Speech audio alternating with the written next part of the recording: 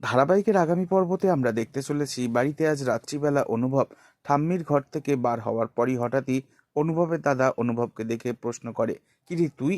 এরপর হঠাৎই অনুভবের দাদা অনুভবকে বলে, আসলে ওই লাজুর শ্বশুর বাড়িতে যে পুজো হবে না, ওখানে যাওয়ার ব্যাপারেই আমাদের কথা হচ্ছিল। তখন অনুভব জিজ্ঞাসা করে, তুই কি যাচ্ছিস ওখানে? ওর দাদা বলে, হ্যাঁ।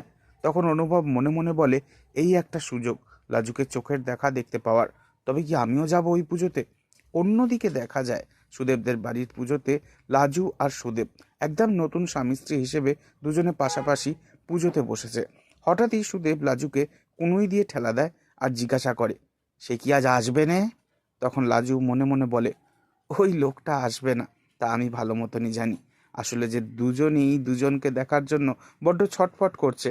তবে কি সত্যি সত্যি একে অপরকে দেখে দুজনেরই মন একেবারে ভালো হয়ে যাবে, নাকি আবারও শুরু হবে নতুন কোনো ক্যাচাল? আপডেট নিয়ে ফিরছি খুব শীঘ্রই। ততক্ষণের জন্য সাবস্ক্রাইব করে আমাদের সঙ্গেই থাকবেন।